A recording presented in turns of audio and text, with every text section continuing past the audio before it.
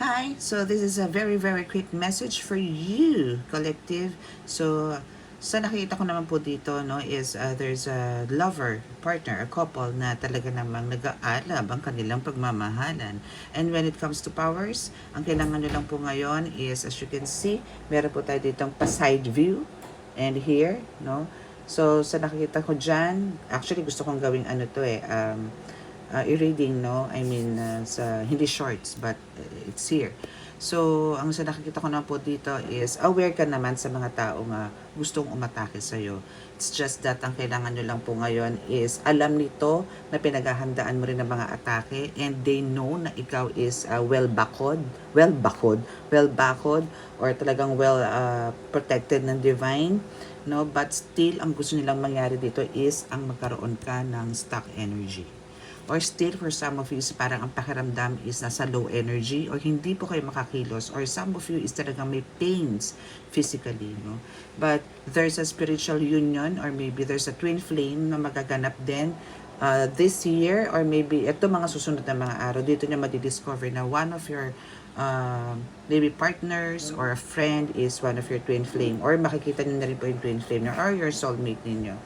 And for some of you ito is connected din po kayo talaga sa kapwa nyo na kayo po is connected sa divine, siya rin po is connected sa divine. So, hindi po kayo makakamit or hindi kayo magkakaroon ng karelasyon or a friend na hindi po kayo same path.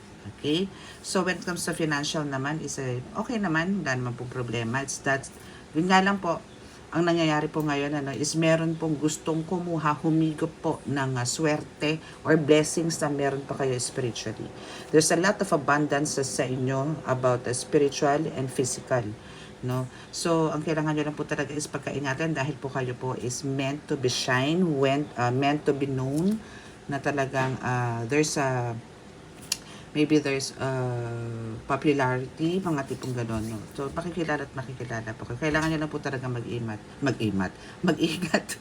Okay? Kasi nga po talagang kayo ay, meron po kayong throne, you have this authority na tinatawag, but ang kailangan nyo po is mag-ingat po ngayon sa mga tao nakapaligid sa inyo. Kasi po, especially po sa relasyon na meron po talagang tao na naiinggit na nagkaroon po kayo ng super healthy relationship. As in talagang full, ano mo yun, yung time, love, care is sa inyo po na as a couple. And for sure, ito yung gustong-gusto mo dito, collective. No? So, this is your reading and hoping na sa mga ka-resonate po, please click the subscribe button, click like and share, and click the notification bell para po update kayo lagi sa ating reading. Okay? God bless and love, peace, and hope.